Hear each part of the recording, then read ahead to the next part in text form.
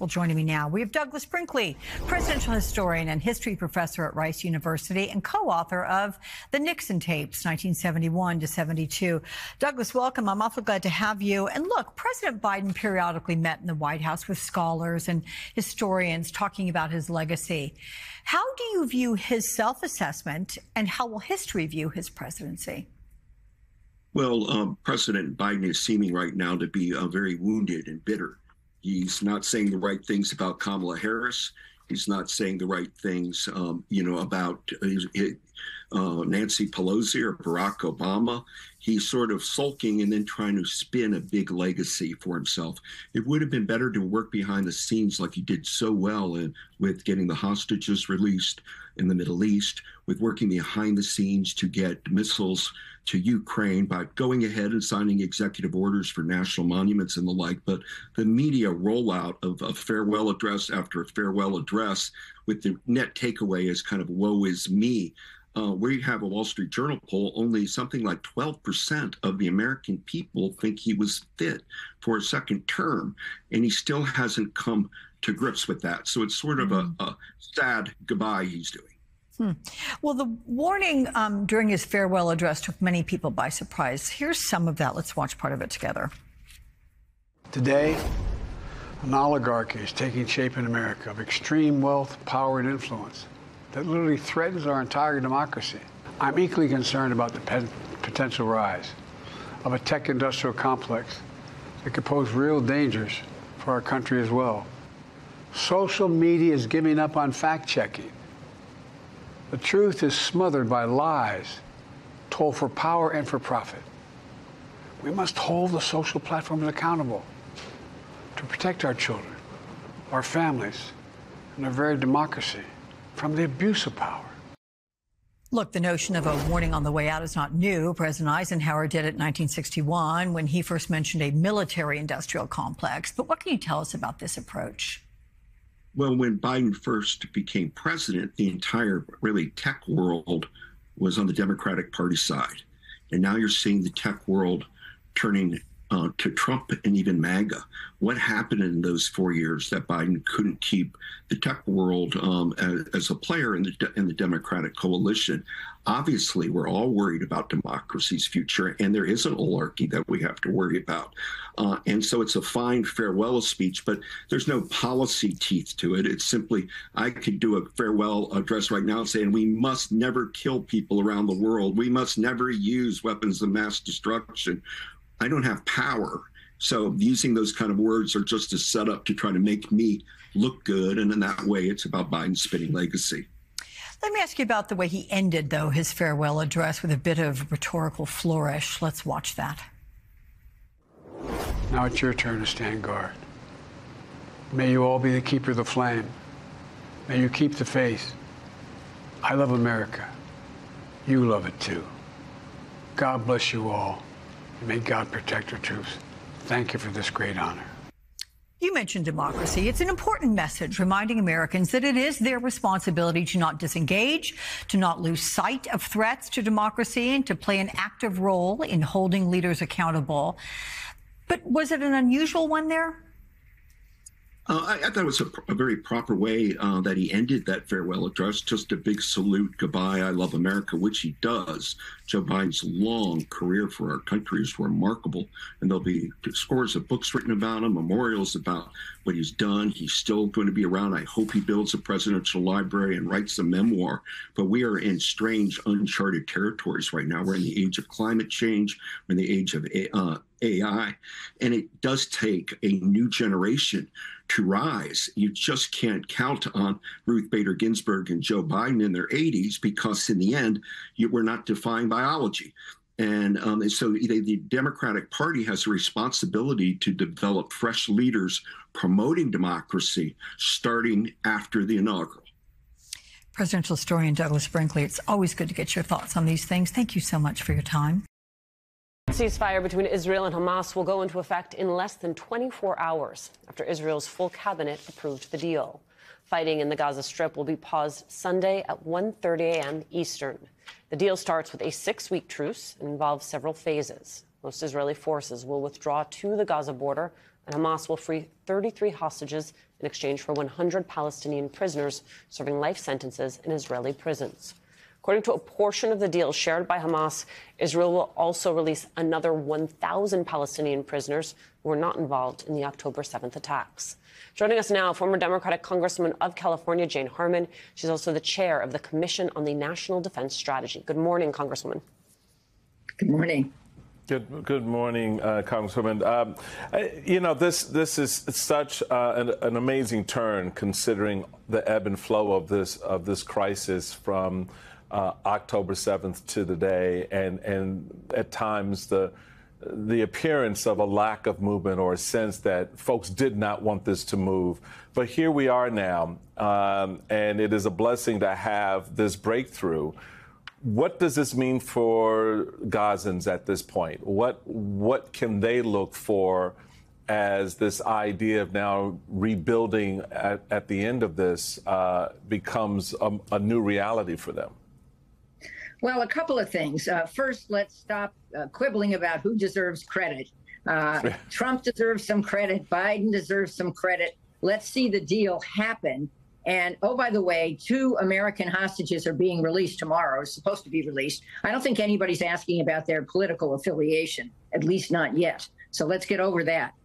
For Palestinians, there are supposed to be 600 relief trucks per day delivering humanitarian aid that has been so lacking. And also, the Palestinian Authority will assume some responsibility for governance there. That means Hamas will not be running Gaza, but the PA will. That's good news. The PA needs massive reforms, but hey, at least it's a government that will be in place. What I'm worried about, Michael, though, is phase 2 and 3. I can see this part of the deal happening, and it's a huge relief.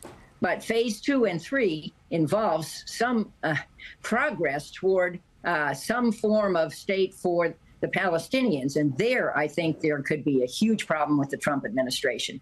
His incoming ambassador, Mike Huckabee, is a born-again Christian and has said he doesn't have a problem with Israel annexing the West Bank. The right-wing government of Bibi Netanyahu, especially Ben-Gvir and Smotrich, are in favor of annexing the West Bank. That's where most of the Palestinians are.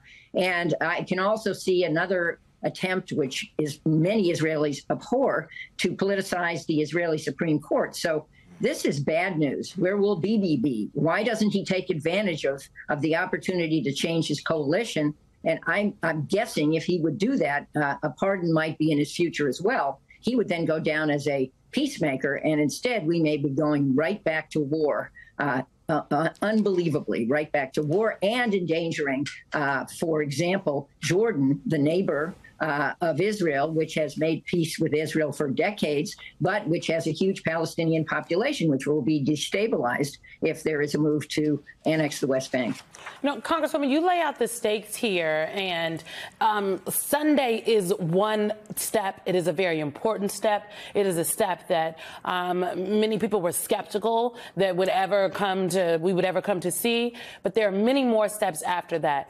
In the absence of a partner in the United States that is willing to, have a tough conversation with our friend and ally, the state of Israel, I don't think that President Trump is going to be exerting any kind of pressure, if you will, on Prime Minister Netanyahu and his right-wing coalition to adhere to humanitarian standards, right, or to get that to pressure for a Palestinian state, if you will. So who steps up in that void? Is this where some of the other G7 countries come into play? Does France take an outsized role here? Who is going to step up in the void of pressure from the Americans? Well, good question. The G7 can play a role. Let's understand France's government is in transition at the moment, and to say the least, the current leader might go away pretty quickly. Germany's government is in transition too, so the strong leaders in Europe aren't so strong. But I can see another play that would interest President Trump, and that is the deal he has sought for years, or the expanded deal with Saudi Arabia. And some of the other states in that region. He wants that deal. It's an economic deal. I'm sure there are some good consequences for his son-in-law and other things if that deal were to happen. But I'm saying if he wants that deal, he's going to have to tamp down a move to annex the West Bank and do things that the Saudis have said are completely unacceptable.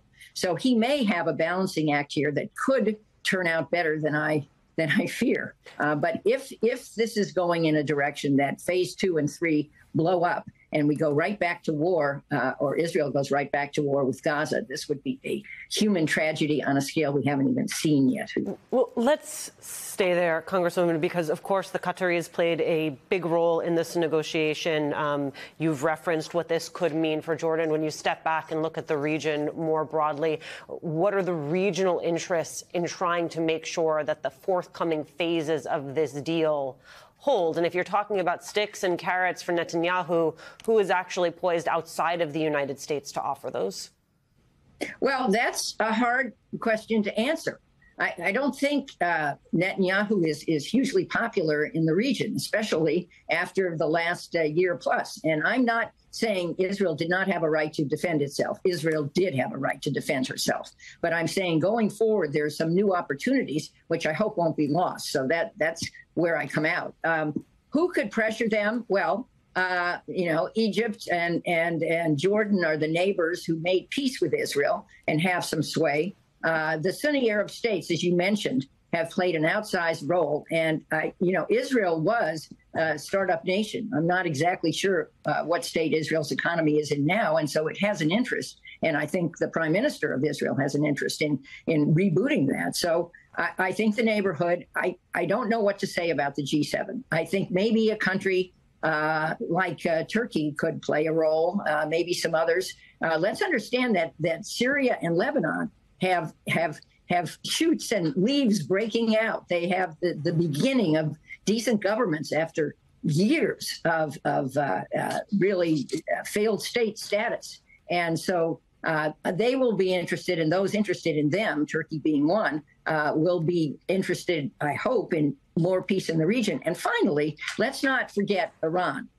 Israel did cause huge harm to Iran by taking out, effectively, its proxies, Hezbollah and Hamas, and hurting the Houthis. So Iran's going to want to play, and the region's going to not want Iran to go nuclear and play in the role that it has played. So I think there could be common cause trying to rein in Iran, and I think some progress could be made. And it was Biden's policy not to let Iran go nuclear. I can't imagine that President-elect Trump would want to break that policy.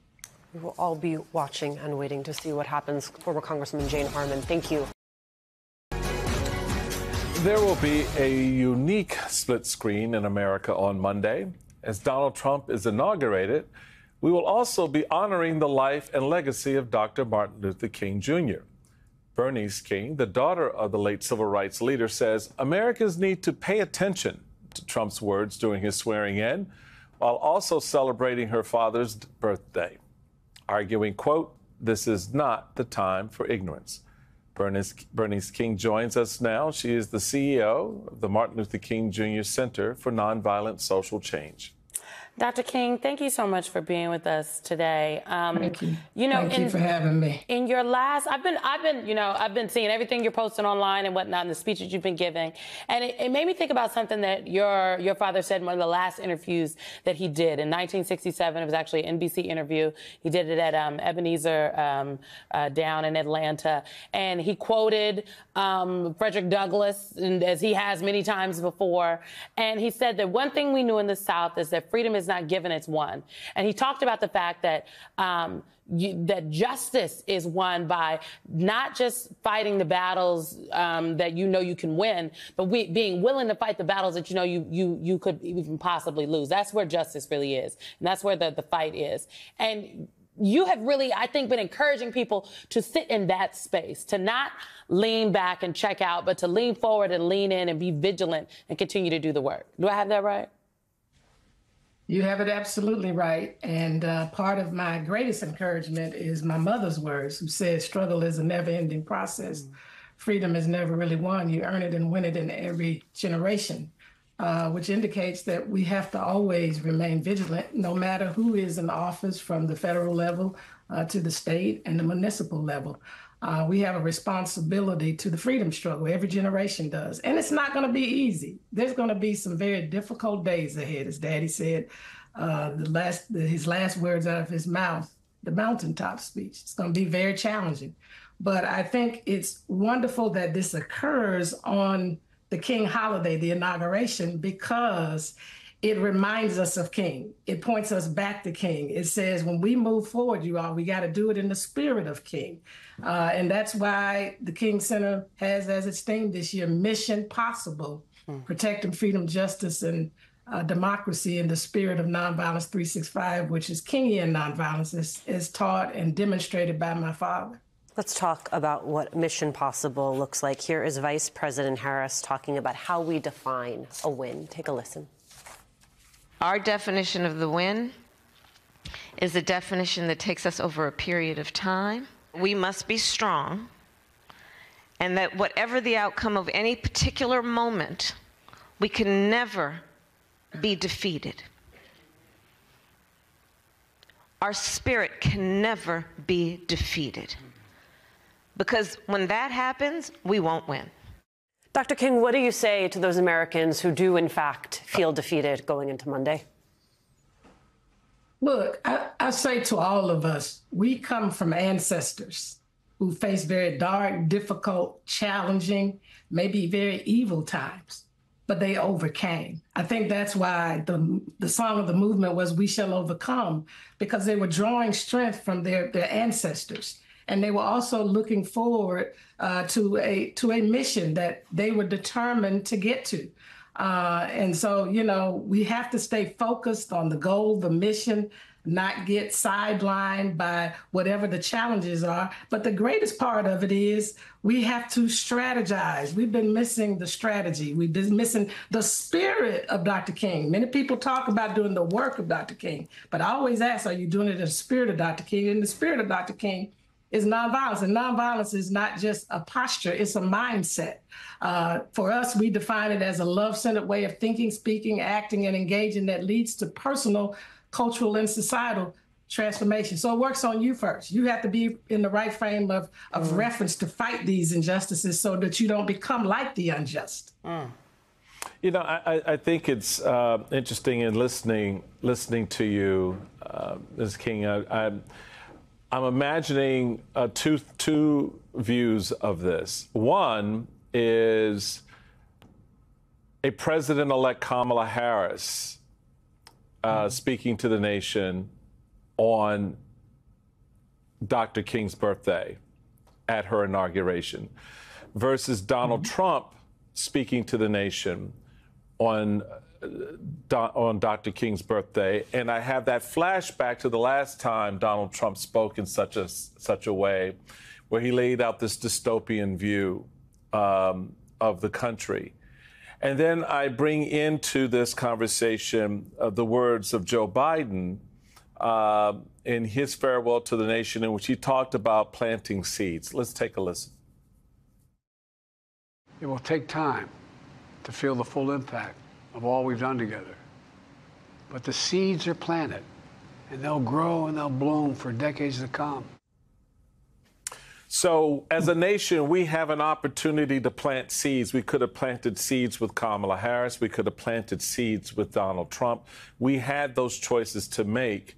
When that moment occurs during this speech on Monday with the president-elect, what seeds do you want to see planted that can grow in that garden, in that space that Dr. King envisioned for us? Are you speaking from his speech or just period? I mean, just period, because we don't know what his speech is going to be. Talked about, we sure don't. Right? No, I understood. But I'm saying we don't know what Trump is going to say necessarily. But I'm just saying this idea of planting seeds. That's really going to be the mission in front of us, regardless of the words of the man, because it does come back to what we do. To your point, what we Exactly. do. How do we live out that spirit of Dr. King, the nonviolent spirit, but also the activist spirit? Well, I think all of us have to continue on a daily basis to ask a fundamental question, and that is, what is required of me in this season? And it changes per season depending on what we're faced with. Am I willing to make the necessary sacrifices? And that's really important to understand, because they made sacrifices in my father's movement. They were willing to pay the price no matter what. No matter what came, my father said, I'm determined to create this just society. And we too have to decide whether we want to do whatever it takes, not in a violent way, but in a nonviolent way. And then we have to remember something he charged us with in 1968, right? In that last speech. He said, maintain unity. And so it is important that we come out of our silos in this moment, because things grow because there's some people who are continuing to water those things. That's why we can't sit out. So the seeds that have already been planted for freedom, justice, and democracy, the sacrifices of some people previously, even in this generation, who have planted seeds, have to be watered. Because as my father said, one of the tragedies still of human history is the children of darkness are often more determined than the children of light. And I'm on a mission to prove the opposite, that it's the children of light that are more determined and zealous than the children of darkness. And so we have to continue with that zeal and that determination no matter what. While convicted felon Donald Trump's federal criminal cases have gone the way of history for now, he does still have several civil cases pending. There's the still unpaid, up on appeal New York AG civil fraud judgment, which has now swelled to over $500 million. And E. Jean Carroll's two major civil verdicts totaling over $85 million, which Trump also continues to fight in appeals court. Add on top of that, at least 8 civil suits from law enforcement officers, congressional Democrats, and the estate of a Capitol officer who died, all relating to the January 6th insurrection. Those don't even include the litigation that Trump himself has brought against 60 Minutes and others. Trump may be returning to the Oval Office, but his legal battles, they're not going anywhere. Joining me now is Mary McCord, former acting AG for National Security at the Department of Justice and visiting professor at Georgetown Law. Mary, it's good to see you. Thanks for joining us. I really wanted to talk today, as we're on the eve of Trump's second term, about these civil cases, because a lot of people say, oh, civil, not so exciting, as sexy as a criminal case. But these are the ones that have staying power, because the Supreme Court has said that a sitting president has to participate in a civil litigation process. Your thoughts about the myriad cases that Donald Trump has in the civil world? I mean, when you really think about it, it's remarkable. No president, certainly in my lifetime, and I don't think in history, has ever been involved in so much litigation during a presidency, and it's going to be during a presidency. While it's true that the 4 criminal cases, 2 have been completely dismissed, 1 is basically finished. What's the only thing left, and that's, of course, the Manhattan case, is his appeal, Donald Trump's appeal of that, and 1 is stalled. That's the Georgia case. But the civil litigation, both cases against him and cases that he has brought or indicated he might bring, including against his own Department of Justice, what will be his own Department of Justice, it's pretty shocking. And, I think some of these are very significant cases. I mean, certainly the E. Jean Carroll case involved actually sexual assault and defamation about that sexual assault. And yet, nevertheless, those verdicts were here well before the election. And so I think sometimes when you do, hear people think, who cares about these civil cases? I think they're significant. The Letitia James civil fraud case resulting in the award, as you just indicated, started at $350 million, and it keeps going up because of interest.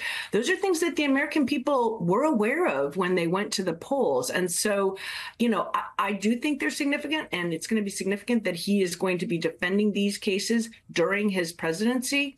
But they do seem to have sort of of escaped the real notice and concern of the American people. And also, Katie, I think just as significant are the cases that he has brought, particularly his targeting the media, which makes me extremely concerned. ABC, CBS, CNN. ABC settled a case that I think many of us thought was defensible. I'm reading CBS is considering settling a case that I think we thought was defensible. And Donald Trump has indicated there's potentially more of that to come. So, Mary, I'm glad you brought that up because that was going to be my follow-up question. There are lawsuits within which Donald Trump is the plaintiff right now. It's not just the ones where he's defending. Those are the ones you're talking about, the ones against the media and others. If those cases continue, and the reason why I say if is he can elect as the plaintiff to dismiss them voluntarily. He can say, I don't want to pursue this while I'm back in the Oval Office. But assuming, arguendo, those do proceed, Donald Trump does subject himself to depositions, for example, interrogatories that have to be answered under oath and in writing, and other discovery vehicles within which Donald Trump has to commit himself to answers. But we've seen what happens when Trump testifies. We saw what happened in the E. Jean Carroll civil suit brought by Robbie Kaplan as her lawyer, where he made all of those incredibly gross and egregious admissions on a videotape depo. So, Mary, do you think, though, this is still going to resonate in any way with the American public, or do you think they're a little bit kind of disillusioned with how the judicial system has played out for them? I mean, I think there's a disillusionment, at least among a portion of the population who has bought into the rhetoric about the criminal cases being a form of weaponization or political misuse of the Department of Justice. I think that's wrong. I think, these are things we've discussed many times. And I will note that civil case that you mentioned that I didn't talk about, the 8 civil cases of police officers from January 6th and members of Congress, that will also, as that proceeds, be a situation where more and more information about January 6th will still come out so long as that moves forward. And that is right now in litigation about whether anything that he's being sued for, there was an official act for which he can't be held civilly liable. And that decision should come out this summer. But to your point, to the cases he's brought, yes, if he maintains them, he will subject himself to the ordinary discovery processes. And we've seen what happens when he does a deposition, and it oftentimes doesn't reflect very well on him. But that assumes the cases go forward. As I indicated, ABC settled theirs. I've read, I don't know if this is true, that CBS is considering settling. And so the question is, will some of these media companies, will they settle and, forego that opportunity to depose Donald Trump and get discovery? Or will they continue, to say, hey, we're going to defend ourselves? And that, I think that it's troublesome to me. As believe it or not, I had a journalism degree before I became a lawyer, and I feel very strongly about journalism in America, and I am very worried about its future with some of the pressure that he is putting on media companies, and also media companies like the Washington Post, owned by Jeff Bezos, who it seems by all accounts is really trying to curry favor with the president, the incoming president, at least with respect to the editorial side of that paper. The straight up news reporting side, I think, has been immune from that so far. But it's worrisome to me what we're seeing in terms of this relationship between media companies and the incoming president. Mary, somebody who doesn't bend the knee, I think Jeff Bezos has done so. Somebody who doesn't is you. I want to thank you for always being a patriot. Your service, not only for our federal government, but you also continue to serve by testifying during the Senate confirmation hearings dealing with Pam Bondi. You testified about the importance of the non-weaponization of the DOJ. It didn't happen in the Biden administration. It was not going to happen in a Kamala Harris administration, but we know that it's going to happen in a Donald Trump administration. Your thoughts about Pam Bondi as the Attorney General? So it was an interesting day for me because I was there with other witnesses, 3 witnesses who had worked with her for decades in Florida when she was the district attorney and the state attorney general. And they worked on her worked with her on, criminal investigations and law enforcement, one sheriff, two prosecutors. And they really talked about how successful they were in working with her in doing things like shutting down the pill mills. That was, the opioid epidemic, so many pills being illegally prescribed in Florida. And so I will give her credit as a prosecutor for doing that. But that doesn't answer the questions that she herself was not able to answer the previous day about what will she do when Donald Trump comes to her and really asks her to do something that questions her loyalty. Will she choose, loyalty, or will she choose the rule of law? And I don't know Pam Bondi, and I want to take her at her word when she swears an oath to tell the truth and says she believes in independence and not the weaponization of the Department of Justice. But some of the answers, I think, left that open. And so the points I was trying to make were not really personal as to her because I don't know her, but things that are so important to the credibility of the Department of Justice include things like recognizing as the Attorney General that your oath is to the Constitution, not a person, not the president. And when the choice is between what the president wants you to do and the constitutional restrictions, you have to choose the Constitution. You need to recuse when your impartiality could be reasonably questioned. And you need to maintain that White House no contacts policy that says the White House the Department of Justice will not communicate to the White House about pending or contemplated law enforcement investigations. Those are critical to that independence of the Department of Justice. That is not constitutionally required, but it is a norm that has been upheld under Republican and Democratic administrations ever since Watergate. Until before the first term and until now, Mary, I appreciate you taking the time to be here. Mary McCord, thank you so much.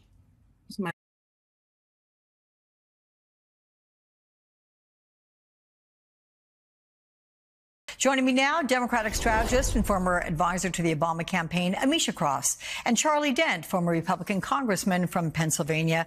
So to you, Charlie, what is this operation going to look like? And is there a real plan? What are the risks, both from a humanitarian and political standpoint?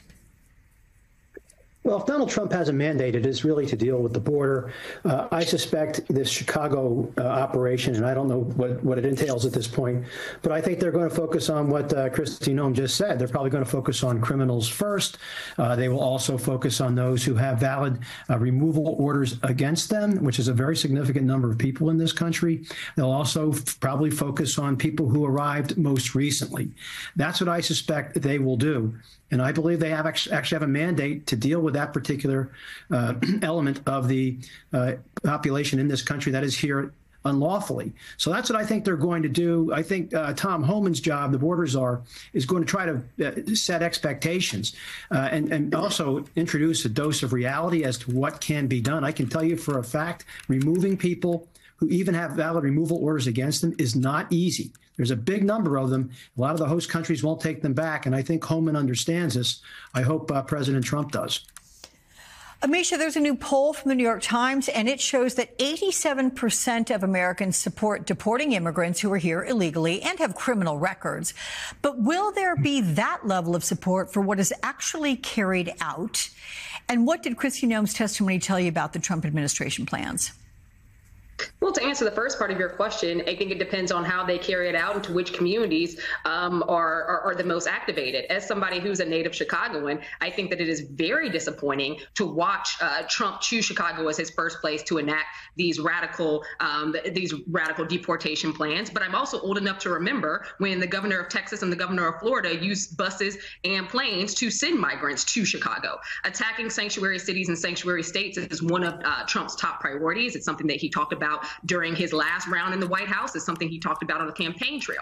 When you have someone who has said time and time again that the immigrants are taking your jobs, that they are raping your children, that you are basically demonized them to to an extent that scares communities. I think that there's something that we have to really look at here. He said that they were the reason why there was a housing crisis across America. We know that those things aren't true. We know that migrant crime is amongst the lowest level of crime in this country, but he repeated it on loop for years that extended long beyond his actual, re-election campaign. And Kristi Noem is going to follow the policies of the Trump administration. She's going to follow the policies of Project 2025, as will all of his nominees. America voted and they made a choice.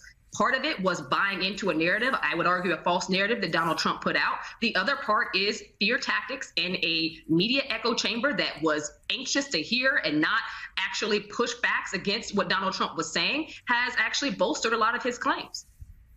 Okay. Charlie, let's move to the confirmation hearings because Pete Hegseth was certainly questioned about his commitment to the Geneva Convention. Let's take a listen to that. Are you saying that the Geneva Convention provisions, which clearly outlaw torture of prisoners, should not apply in the future? Senator, how we treat our wounded, how we treat our prisoners, the applications of the Geneva Conventions are incredibly important.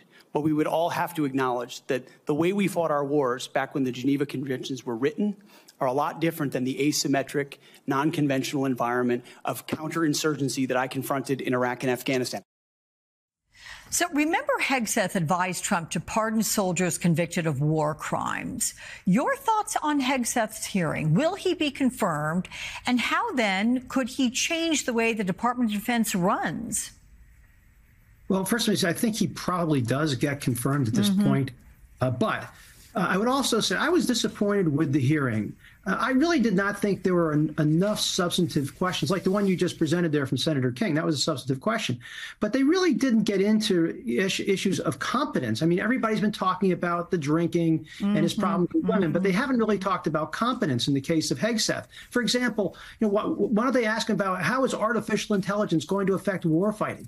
What are we going to do about readiness, retention? I mean, I didn't hear those types of questions about what our needs will be for the coming conflicts that I hope don't happen, but to prepare for them. I didn't hear any of that. And the few times there were questions, we didn't get much of an answer. So I think that was a real, for me, a disappointment in this whole hearing. It wasn't substantive enough. It was really more gotcha, and they wanted to get him on all his personal problems, but not really address the substantive issues that this Department of Defense is going to be facing going forward. You aren't alone in that argument, but let me ask you, Amisha, do you expect Hegseth to be confirmed? And I'm curious your biggest takeaway from the hearing so far. I absolutely expect him to be confirmed. I don't think that there is going to be a smoking gun that comes out now after the FBI has already done its investigation into Hegseth. I agree with Charlie Dent here.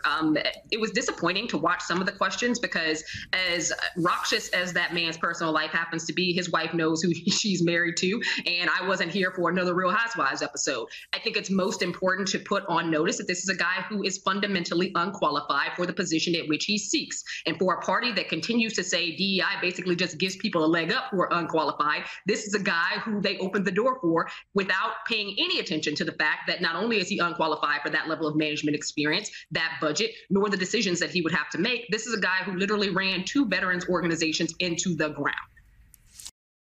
So joining right now, we have former FBI special agent and leader of Microsoft's Digital Threat Analysis Center, Clint Watts. He's also an MSNBC national security analyst. So welcome, Clint. Are Congress and the Supreme Court correct? Does China's ownership of this app pose national security concerns? And if it were to be implemented tomorrow, how far will the ban go to stop China from harvesting Americans' private data? Yeah, it's interesting how this will play out. First, in terms of the law, this has been going on for quite some time. And both parties, in many ways, have, so I think you saw across the Supreme Court, there was bipartisan support of this ban. I think the next part of it is what happens really on Monday, let's say. Even if there is an extension, it has to come to some sort of an American ownership. The key point that has come up over and over in these cases that have been in courts, and also during the legislative debate on this, is that having a foreign country that has some sort of control over an application that goes to so many Americans, it is both about data, but it's also about control of the content. And how do we know what that control of the content is? So none of those things seem to be resolved. Talking about moving to this other app, Red Note, I would not be surprised if Congress and other legislators impose the same sort of ban or even work for a larger, more broad bill about foreign ownership of social media applications as well. So this may just be the start of a much longer trend. And the fact is that President-elect Trump, he spoke on the phone with Chinese President Xi Jinping on Friday, and they discussed TikTok, among other things. Trump has vowed to save the app because he thinks it helped him win the 2024 election. We got word that he's considering a 90-day extension. He'll most likely do it. That's his quote. Even though he wanted it banned last time he was in the White House. Do you have any idea what that conversation was like, Clint? And what does it say about Trump's attitude toward China that he's now siding with TikTok potentially while simultaneously threatening Beijing with 60% tariffs? Yeah, there's multiple layers to this, Alex. I wouldn't just limit it to TikTok. I imagine that conversation, one component of it was about TikTok. And just like you saw from those numbers, those 800 plus million users of TikTok are not all in the United States. So the U.S. is only a portion of that market worldwide. Separately, fentanyl is a major issue that's been in debate that President Trump has argued needs to be stopped and needs to be controls on. And then the larger issue of trade and a potential Taiwan invasion, which is on everyone's mind. Add all these together, China will be the focal point of foreign policy for the Trump administration. They have said as much so far, and I expect this to be the first of many phone calls. What I would note, though, is there's been many, movements back and forth in terms of President Trump's negotiations with China on many different issues. So I don't think anything is set, at least not yet, before the administration starts next week. But looking ahead, we have TikTok CEO who's expected at Trump's inauguration Monday. In fact, take a listen to some of the message he posted on the platform yesterday. Here it is. I want to thank President Trump for his commitment to work with us to find a solution that keeps TikTok available in the United States. This is a strong stand for the First Amendment and against arbitrary censorship. We are grateful and pleased to have the support of a president who truly understands our platform. One who has used TikTok to express his own thoughts and perspectives, connecting with the world and generating more than 60 billion views of his content in the process. Okay, that sounds kind of like a political message there. But in addition, you have China's vice president, who's also going to be there as President Xi's special representative. This after Trump sent Xi that highly unusual invitation last month. Considering Trump's nominee for Secretary of State Marco Rubio called China the most potent and dangerous near-peer adversary the U.S. has ever confronted, what do you make of this message and the two leaders attending the inauguration? I think it's an interesting strategic point that will come up in this year, in 2025. If there's anything with foreign policy, we'll talk about Russia and Ukraine. We're seeing the ceasefire in Israel. China will be the focal point from here forward for this administration. It was kind of in the background over the last 4 years. But if you look at the espionage cases that have been brought by the FBI, issues in terms of cybersecurity, which have been, very aggressive from the Chinese side, and then add to this this sort of negotiations, not just about TikTok, but a range of issues. I think you will see this will be the focal point for the next 4 years in terms of foreign policy. We had talked a decade ago about the shift to the Pacific. That was President Obama, you might remember. He was looking for that shift to the Pacific. Didn't really happen in the way that many thought it would. It's going to happen, I think, in this next administration in a big way. And I think this is just the start of many negotiations you'll see from the Trump administration. Some people coming to attend the inauguration, sure. But on the other side, I think you look at incoming Secretary of State Marco Rubio. There's no one that's been harder maybe on China than Senator Rubio was when he was in Congress. Okay, Clint Watts, always good to have you on the show. Thank you so much.